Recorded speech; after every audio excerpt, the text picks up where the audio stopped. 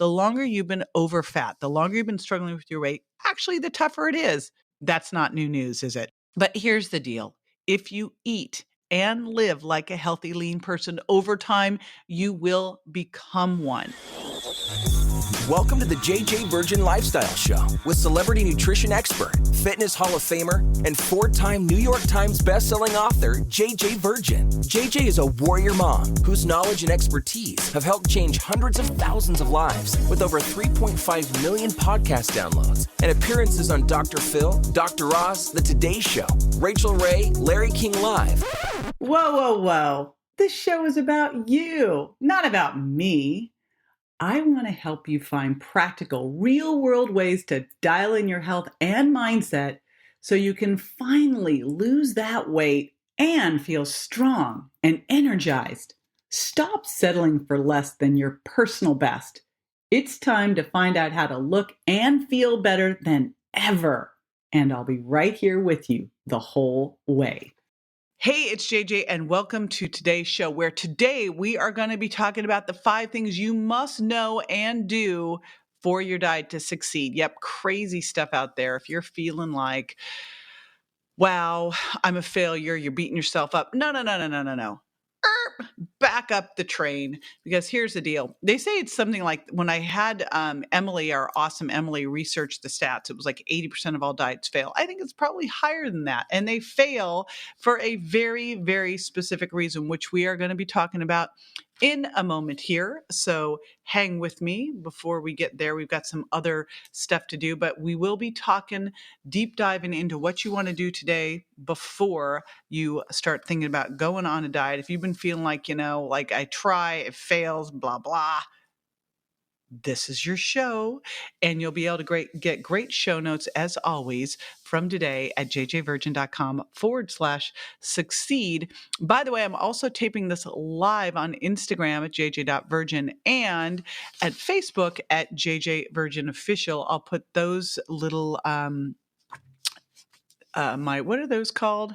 Those things, my names on social. I know they're called a thing, and I'm having a total brain fart right now, but I'll put those in the show notes as well. And before we dive in today's show, I want to do a little shout out for Rockin' 50. And she gave me a 5-star review, says empowering in Apple Podcasts, says I'm nearing 50 this June. Here's the thing. You say rockin' 50 and you're not even 50 yet. Wow. But 50 is the new 30, is it not? It totally is. So I'm nearing 50 this June, and I need some motivation and inspiration to stave off the growing fat around my belly. Hey, that is not happening on my watch. We can totally get through this. I feel like I'm in school learning great things on how to take care of my body, most importantly, to focus on managing my stress levels and how to be more intentional about what I eat. JJ, you're such a positive person, and I love the variety of experts you interview. By making a few changes to my routine, I feel more sustained energy throughout the day. I have one question. What are some low-impact HIIT workouts? I have scoliosis, and jumping aggravates some back nerves. Thank you for all you do. We will put some resources for that in the show notes from my fast fitness program, especially my Exciser resource, where you can find that at Burst to Blast Fat, because that is how you can do that without creating any impact or problems. Amazing. It's what I've used to get through some of my surgeries. So there you go on that. And thank you so much for that. I super appreciate it. Now, before we deep dive into this super important topic, I want to share one of my favorites with you.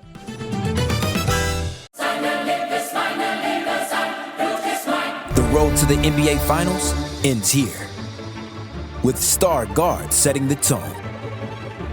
The Cavs eye another upset, while the Knicks carry the dreams of all of New York. Bang!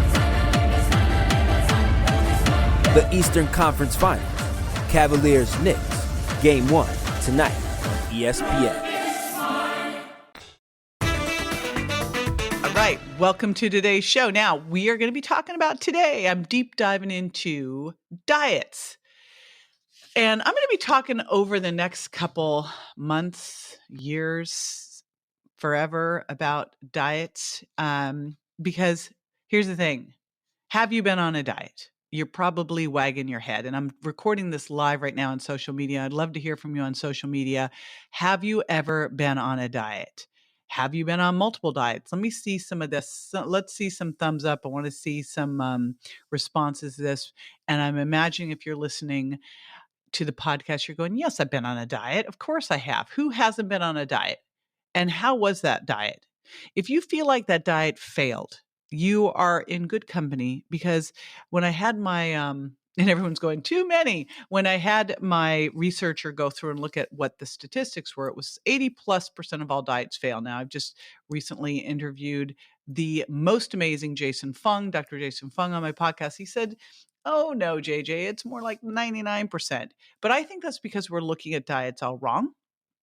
And the diets that we've set up out there, which you will never catch me promoting ever, are set up to fail. They are set up to make you worse, not better. So, why do diets fail? Well, this is what I was taught 30 plus years ago that I still see out there, which I cannot believe is still the prevailing wisdom. And it's based on the wrong premise. It is this, and you've heard it before. If you want to lose weight, what do you need to do? Eat less, exercise more. Could we just go blow that sucker up? Because it's not true and it doesn't work. And in fact, what we know about that is if we do it, what happens is when you cut calories, you actually lower your basal metabolic rate. That means you burn less calories because your body goes, oh, we need to do this. If we're cutting calories, we need to conserve energy. So when you cut calories, you slow your body down. Now, if you try to do the opposite, you know what? I'll just move more. I'll do a ton of exercise. Well, all right. The problem is that your body compensates there too by getting hungrier. And so then you eat more. So your body really tries to create homeostasis and keep you where you are. Now, that does not mean that you're stuck. And here's another part of that. And this is kind of a boo hiss. The longer you've been over fat, the longer you've been struggling with your weight, actually, the tougher it is. That's not new news, is it? But here's the deal. If you eat and live, critical, if you eat and live like a healthy, lean person, over time, you will become one. But it cannot come from this place of, I'm going to starve myself and exercise like a fiend. Okay? Because we all know that doesn't work. You've tried it. I've tried it. All that is going to make things worse, not better. Because, and you've heard me say this before, I'm going to say it again. Your body isn't a bank account. It's a chemistry lab. And you have to do things that support that chemistry lab. You've got to get your hormones to work better. You've got to get your body to work so that your body uses stored fat for fuel. It's a fat burner, not a sugar burner.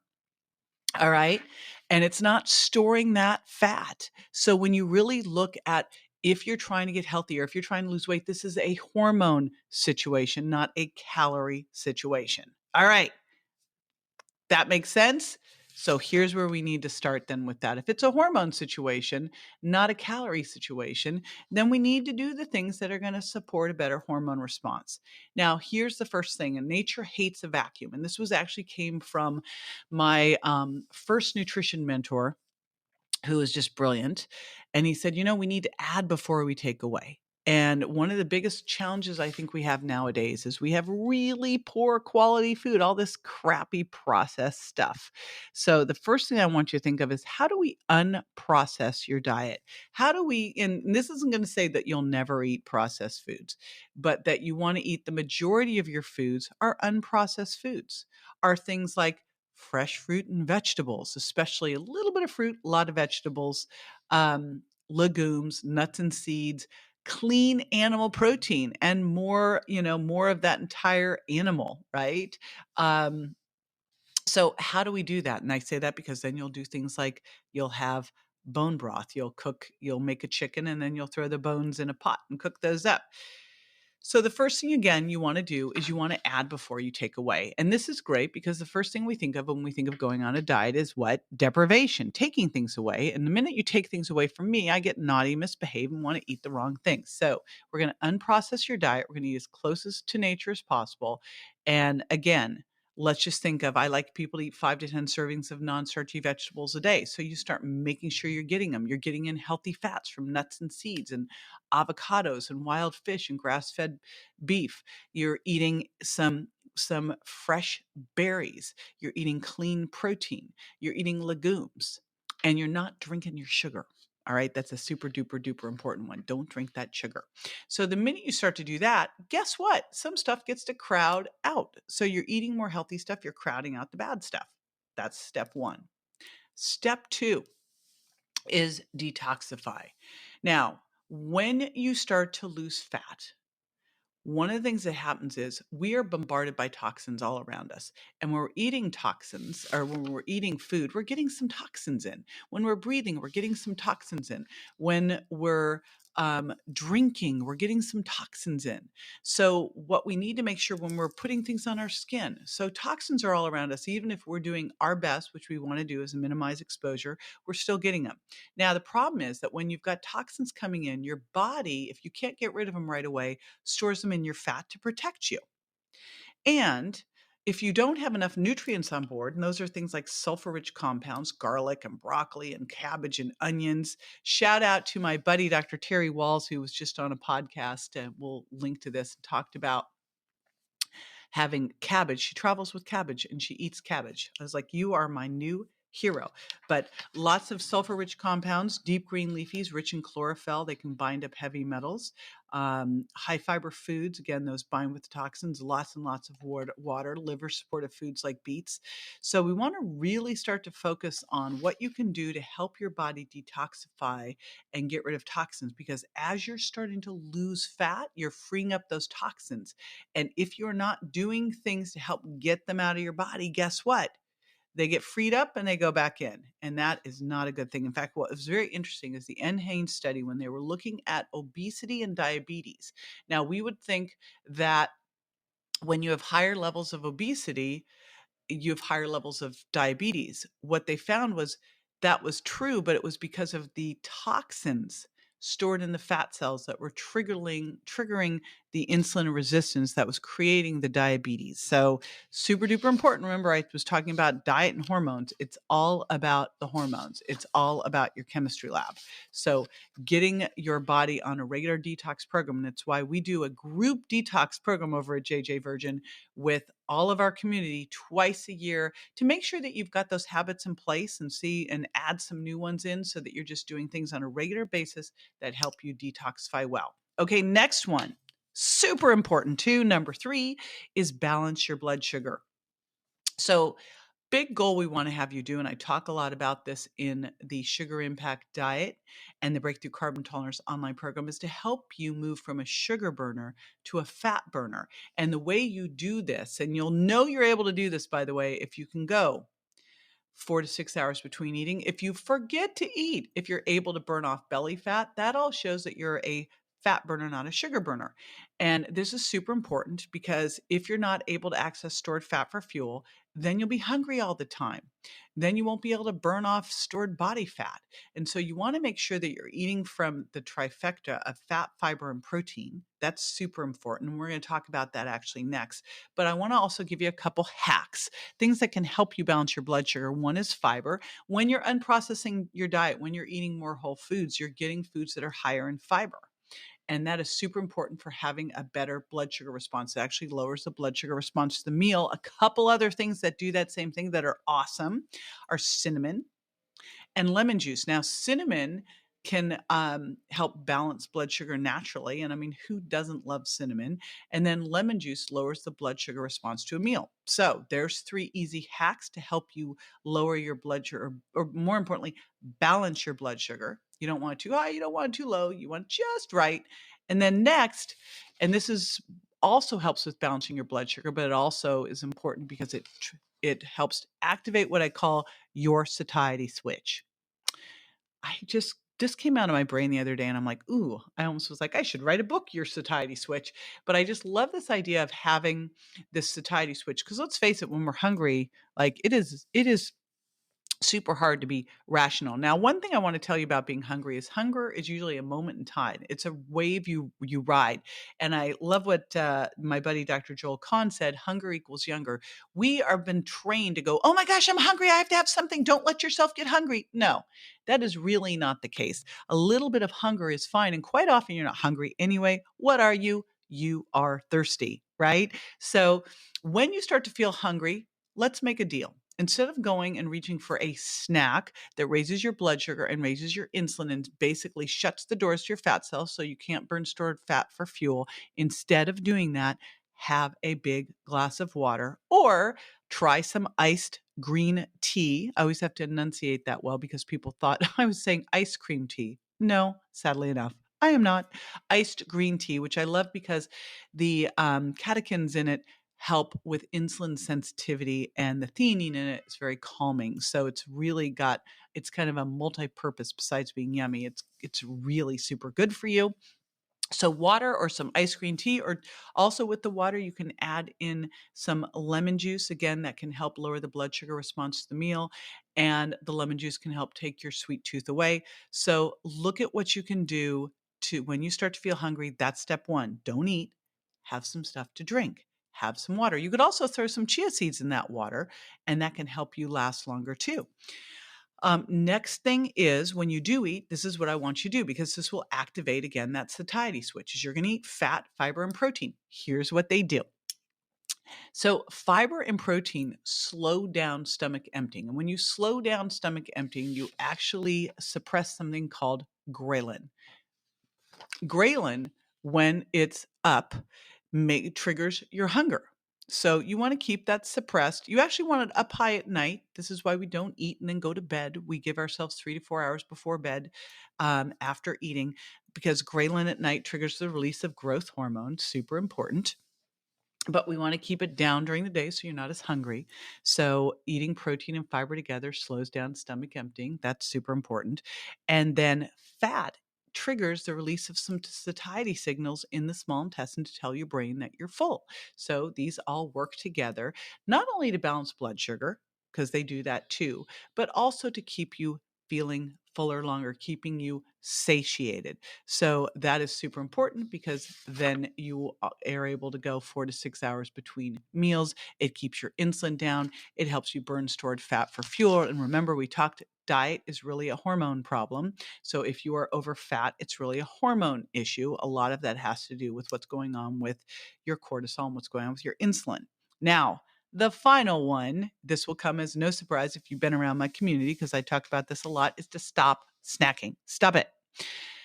Snacking. I'll never forget. I get this big box sent to me from Frito-Lay. I kid you not, I cannot make this stuff up. So I get this big box from Frito-Lay, and it is inviting me. It's got all these crappy snacks in there. These low fat, supposedly healthy snacks, but it was just all this refined grain and stuff in there. And they invited me to join their snacking council. And I'm thinking, have you done any research on me at all? If you were doing any research on me, you know that I am an anti-snacker. Now, here's the other thing. Do you really need 3 meals a day? We probably don't. We probably need a little later breakfast, an earlier dinner, and maybe if you need something in the day, a snack. That's where I use my JJ Virgin all-in-one bars or my fiber bars. But we don't probably need these 3 squares, and we definitely don't need 3 squares and then 2 to 3 meals throughout the day. Here's why. We were taught a couple years ago, about 20 years ago plus, when we were taught that fat was evil. Well, they pulled the fat out. Of course, they added sugar in because they had to do something to make it taste good. And then they said, all right, we should be eating every 2 to 3 hours to keep our blood sugar stable. Well, that doesn't keep our blood sugar stable. You know what it does? It keeps our blood sugar up. And if our blood sugar is up, every time you eat, blood sugar goes up, right? Well, if your blood sugar goes up, your insulin comes up to get your blood sugar back down because your body doesn't want to have blood sugar up. It's sticky and inflammatory. So blood sugar's up, insulin comes up, brings blood sugar back down again. And then you go, oh, I better have a snack because I feel just a little hunger. Can't be hungry. Eat a snack, blood sugar comes up again, insulin stays high because it cannot return to normal because you still got blood sugar around. So what happens is you keep blood sugar, insulin high all day long. If insulin's higher, you can't access stored fat for fuel. You are turned into a sugar burner, not a fat burner. So this is where you never want to be. You want to stop the snacking. And I want to add into that because we want to talk a little bit more about meal timing. I used to be adamant, eat within an hour of waking up. Now what I say is eat in the morning when you get hungry. That might be an hour after waking up, might be 2 hours, might even be 3 hours. On the weekends, I try to go a little longer so that I can have a later breakfast, kind of a breakfast lunch, brunch. I guess that's what that's called. And then I try to do an earlier dinner. So sometimes on the weekend, I'll eat breakfast around 10, 11, and dinner 4 or 5 o'clock. So that's what I like to do on the weekends because I really like to get some time restricted eating or intermittent fasting going a couple days a week. But all week, here's the commitment we need to make. You want to go 12 hours overnight fast. So stop eating 3 to 4 hours before bed. By the way, this is super important. That does not mean go to bed later. Nope, that's not what I'm talking about. I want you to really stay true to your bedtime. Eat dinner earlier. All right, super important. And dinner's not your biggest meal, right? Let's go earlier for the biggest meal so that you have time to digest that throughout the day. All right, so you're going to eat later breakfast, earlier dinner, 12 to 14 hour overnight fast. Eat when you're hungry. When you first feel hungry, have some water, have some ice green tea, have some bulletproof coffee. I just drink that black, but bulletproof coffee, you can add a little of the MCT oil in there. There you go. All right. Those are the 5 key takeaways. I'm going to be coming back and I will give you back those takeaways again. Make sure you have them all right there for you. So stay with me. I'll be right back. So I want to review those top takeaways so you can put them into immediate action. I also want to remind you to grab those show notes so that you can make sure that you too can put them into action. So what you'll do is you'll go to jjvirgin.com/succeed. I'll also include in from our listener earlier, I will include in the information on HIIT training and the exerciser. So here are the 5 key takeaways that you're going to want to make sure that you put into action. And again, you can get the notes at jjvirgin.com/succeed. Super important there. Number 1, first thing, add before you take away. Introduce more high quality whole foods into your diet. Number 2, detox. Put those detox strategies in place so as you start to free up the fat and free up the toxins, your body can get rid of them. Number 3, balance your blood sugar so that it's easy for your body to become a fat burner, not a sugar burner. Number 4, activate your satiety switch by eating from the trifecta of fat, fiber, and protein. And number 5, stop the snacking. Eat 2 to 3 meals and remember to get at least a 12-hour overnight fast. Super important. Now, I want to remind you to jump on over. I love giving shout outs to people leaving a review on the show. So you can do that over on iTunes, JJ Virgin Lifestyle Show, and jump on over to iTunes, leave a review. And while you're there, make sure that you subscribe so you don't miss any of this goodness. All right. See you next time. Bye. That's all for this episode of the JJ Virgin Lifestyle Show, which marks another step towards a healthier body and mind. Don't forget to rate, review, and subscribe to the show, and we'll talk to you next week.